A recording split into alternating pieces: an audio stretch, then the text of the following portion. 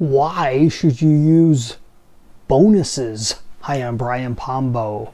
Welcome back to Brian J. Pombo Live.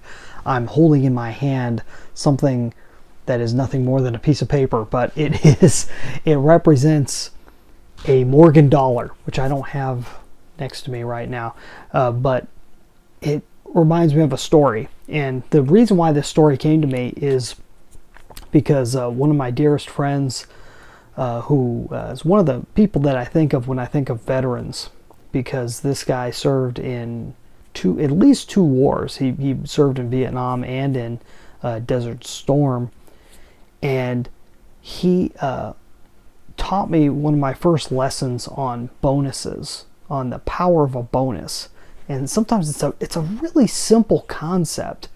Sometimes it can get really complex depending on what it is that you're offering. Sometimes the bonus becomes the real thing that the person's after, and they end up with the real thing that you're selling as a bonus. It's a funny thing. There's a whole lot of psychology to providing bonuses, but the main thing to understand is having a bonus gives you one extra shot of getting a person interested and willing to pull the trigger on purchasing whatever it is that you're selling.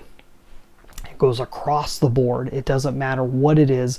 It especially works for higher ticket items, though, because that's the type of thing where people really need to think about whether they want to purchase it or not. You know, they have to be kind of cajoled and convinced into purchasing, and sometimes the bonus pushes them over. So here was the situation. This was not a high cost situation. We had a thing where we were reaching out and meeting some new people. They were friends of friends, if you might say, third party contacts. And my friend's name was Richard, and Richard was talking to these gentlemen over the phone. And he said this a few times. This is one of the first nights I hung out with him.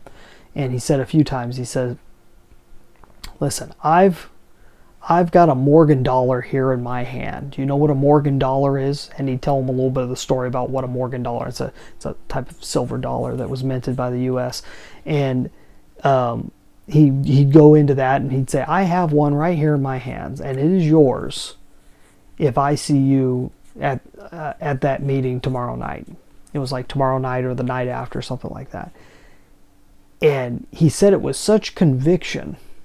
It doesn't matter whether you knew what a Morgan dollar was or not. It was like, oh really, I'm gonna get this if I go. And he has it there, it's sitting there, and he'd describe it over the phone. It was the most amazing thing I'd ever seen. I wanted the darn Morgan dollar, and I didn't even care what a Morgan dollar was. I wanted it to say that I got a Morgan dollar, because he wrapped such a story around it and such a fantasy about it. It builds, a bonus can be like a talisman. It can be this magical thing if you put enough behind it and you really put emphasis. It's really about emphasis. If you put emphasis on a bonus, then it can be very powerful, even if it doesn't even have all that much of a promise to it or anything else. It's just the fact that, wow, okay, yeah, I want that. I want that thingy. It doesn't have to be expensive. It doesn't have to be valuable. It doesn't have to have great resale value. It's the magic feather from Dumbo. It's the thing that just stands out, that has some type of magical properties unto itself, even though it doesn't. And I'm not saying you lie. You don't need to lie or fabricate. What you do need to do, though, is tell a story. And if you've got a story wrapped around a bonus, that's why it can oftentimes push a person over to purchase the original item that you're trying to sell to begin with. Simple idea. Sometimes it has to have a very simple. Sometimes all it needs to be is a. And I'm seeing if I have an example here of something that is. An example would be a Gumby here. Okay, I could probably purchase a lot of these Gumbies for a very small amount of money. But if I wrapped a story around the Gumby, and I said, and if you have this Gumby at your desk, people are going to ask you about this Gumby. And here's the story that you're going to tell them. and you give them a great story or a joke that's wrapped around the Gumby figure, all of a sudden they want the Gumby just so they could tell the stupid story. Now they could all go out on Amazon and buy their own stupid Gumby, but you're the one offering it to them right now. And you've got all this other stuff that you're selling. This is just the bonus. This is the cherry on top of the sundae. That's the concept behind a bonus in its most simplest form. Like I said, you could go a whole lot deeper on this and talk about all the different ways of providing a bonus and talk about all the different historical situations where bonuses were offered, like the football phone that was offered to get a subscription to Sports Illustrated, or the Sports Illustrated swimsuit issue was a bonus to get you to purchase the subscription to Sports Illustrated. It had nothing to do with sports.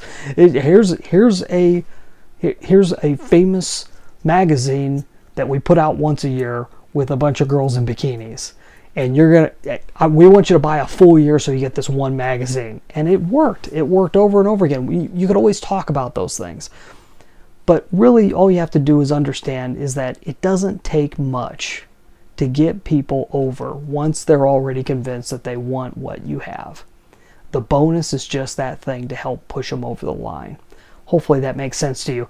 I've got a book, 9 Ways to Amazon Proof Your Business. Talks more about strategies versus just these tactics like bonuses.